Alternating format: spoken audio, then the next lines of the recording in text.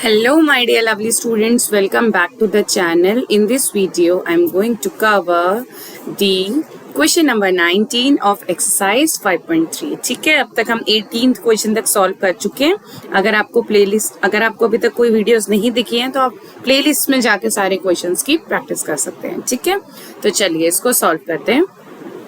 200 logs are stacked in a following manner. ठीक है, total 200 logs इन्होंने क्या किया है, स्टैक किया है. स्टैक मीन्स लगाया है प्रॉपर इस मैनर में. ठीक है, 20 logs in the bottom row means ये जो सबसे नीचे वाली रो है उसमें 20 logs है. ये क्या है, logs. इनको क्या बोलते हैं, logs बोलते हैं. 19 in the next row, इसमें कितने हो गए 19. फिर इसमें कितने हैं 18, क्योंकि कम कम करेंगे तो एक इस टाइप का लॉग, एक इस टाइप का पैटर्न बन जाता है. ठीक है, ऐसे लॉग्स लगा रखे हैं, ऐसे ऐसे ऐसे ऐसे ऐसे. ओके जी, तो ऐसे रोज बनेंगी ये. Okay, in how many rows are the 200 logs placed. अब वो बोल रहे हैं कि हमें 200 लॉग्स प्लेस्ड करने हैं. ठीक है, फर्स्ट में हमने 20 किए, फिर 19 किए, फिर 18 किए, तो ऐसी कितनी रोज बनेंगी. ठीक है, यानी कितने नंबर ऑफ रोज बनेंगी जिसमें हमारे 200 लॉग्स आ जाए. ठीक है, सो 200 लॉग्स आ जाए तो एन हमको फाइंड करना है. अगर हम एपी की फॉर्म में देखें, हम क्या करते हैं, अरिथमेटिक प्रोग्रेशन का चैप्टर पढ़ रहे हैं तो हम एज एन एपी इसको देखेंगे तो हम बोलेंगे दैट टोटल सम ऑफ कितना है 200 लॉग्स है. तो सम तो है टोटल 200. उन 200 लॉग्स को हमें रोज में लगाना है, तो हमें नंबर ऑफ रोज निकालनी है, मीन्स हमें एन फाइंड करना है. Next, and how many logs are in the top row. यहाँ से अगर हम शुरू करें डाउन से, फर्स्ट ऐसे शुरू करें लाइन वाइज, यानी पहले 20 थे, फिर 19 हुए, फिर 18 हुए, फिर 17 हुए, फिर 16 हुए, सो ऑन करते करते कितने नंबर ऑफ रोज बनेंगे. दूसरा हमें क्या निकालना है, लास्ट टर्म निकालनी है, यानी ए एन हमको निकालना है, यानी लास्ट रो में कितने लॉग्स रहेंगे. ठीक है, सो ए एन हमें फाइंड करना है. तो ये दो चीजें हैं जो हमें फाइंड करनी है. ठीक है, अब हमारे पास है क्या क्या गिवन, हमारे पास एस एन गिवन है that it is of 200 numbers. ठीक है, अगर हम फर्स्ट नंबर की बात करें, क्योंकि यहाँ से शुरू होगा फर्स्ट नंबर डाउन से, तो फर्स्ट क्या होगी टर्म 20. ठीक है, the common difference is 19 minus 20 that is -1. Common difference क्या है हमारे पास, -1. तो आइए सम ऑफ नंबर ऑफ टर्म्स का फॉर्मूला लगा के एन को फाइंड करते हैं. ठीक है, सम ऑफ टर्म्स का फॉर्मूला क्या होता है, n/2 ब्रैकेट में 2a प्लस n-1d.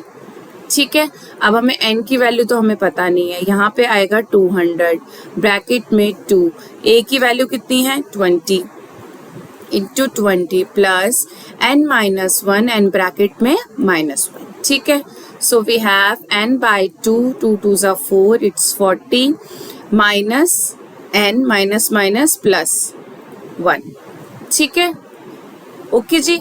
अब इसको आप ब्रैकेट को ओपन कर लीजिए. So we have 40n minus n square plus n by 2, और इधर क्या है हमारे पास 200 को मल्टीप्लाई करेंगे 2 से तो ये हो जाएगा 400. 40n minus n square plus n, इसको कैसे लिखेंगे, n square minus 41n plus 400 equals to 0. ठीक है, ये क्वाड्रेटिक इक्वेशन बन गई. इसको सॉल्व करते हैं. n square minus 41n plus 400 equals to 0. अब हमें क्या चाहिए, 400 चाहिए. ये कैसे निकलेगा, 4 की टेबल पे. ठीक है, देन क्या होगा, 5 2s are 10, 5 4s are 20 and 4 1. So we have 25 into 16 को आप करेंगे जब 25 इंटू 16 तो हमारे पास आ जाएगा 400. एंड जब हम 25 में से 25 प्लस 16 करेंगे तो ये हो जाएगा 41. ठीक है, सो n square minus 25n minus 16n plus 400 equals to 0. So we have n minus 25 minus 16 n minus 25 equals to 0. So n minus 16 and n minus 25 equals to 0. So n की हमारे पास 2 वैल्यूज आ गई. ठीक है, 16 and 25. बट अब कैसे decide होगा दो values तो हो नहीं सकती, नंबर ऑफ रोज 2 थोड़ी आ जाएंगी कि 16 पे भी 200 लॉग्स हो गए और 25 पे भी 200 लॉग्स हो गए, नहीं। ठीक है, इसको कैसे चेक करेंगे दैट अगर हमें लास्ट रो निकालनी है, हमें लास्ट रो पता करनी है। ठीक है, तो लास्ट रो अगर हमारी 16 है, इफ इन केस, ठीक है, तो 16 को निकालने के लिए क्या करेंगे, a प्लस 15d। ठीक है, क्या होता है formula, an equals to a plus n minus 1d। यहाँ पे 16 पुट करेंगे, 16 माइनस 1 इज 15d। तो अगर 16 नंबर रो है हमारे पास तो a प्लस 15d होगा। सो a की वैल्यू हमारे पास क्या है, a की वैल्यू है 20 एंड d की वैल्यू है -1। सो a की वैल्यू है 20 प्लस 15 इंटू -1। ठीक है, तो 20 माइनस 15, ये कितना हो गया 5। यहां से हमारे पास आ गई a की वैल्यू 5, a 16 की वैल्यू 5। ठीक है, अब अगर हम 25 करें, a 25 क्या होगा, a प्लस 24d। ठीक है, so we have 20 plus 24 into -1, तो क्या हो जाएगा 20 माइनस 24, तो यहाँ से क्या आ जाएगा -4। अब आप ये देखिए, क्या लास्ट वैल्यू माइनस में हो सकती है, लॉग्स लगाने हैं ना हमको, तो लॉग्स माइनस में थोड़ी जाएंगे, कोई माइनस में थोड़ी लॉग्स आ जाएंगे, कोई एक पॉजिटिव वैल्यू होगी कि लास्ट रो में भाई 3 लॉग्स हैं, 4 लॉग्स हैं या 5 लॉग्स हैं, इतना ही होगा। ठीक है, so the answer is 16, means n की वैल्यू तो हो जाएगी हमारे पास n की वैल्यू आएगी 16।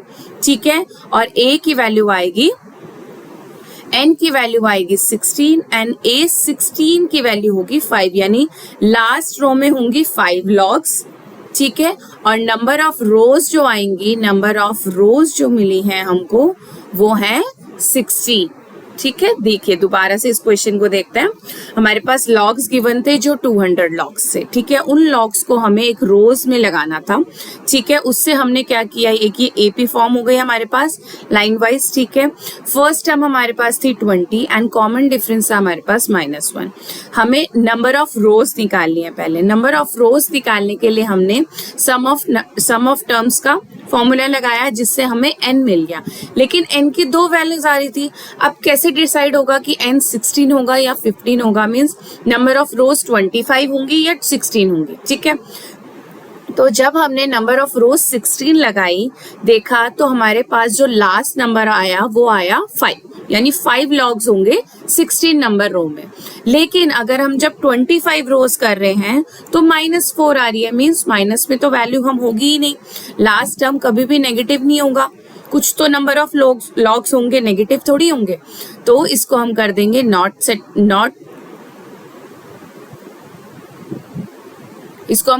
Not apply. ठीक है, और हम बोलेंगे दैट a 16 इक्वल्स टू 5 और हम वैल्यूज ले लेंगे, number of rows is 16 and the logs are 5 in this, यानी नंबर ऑफ लॉग्स कितने हैं उसमें 5 है और ये लास्ट रो है। ओके जी, समझ आ गया question. This is the most important question.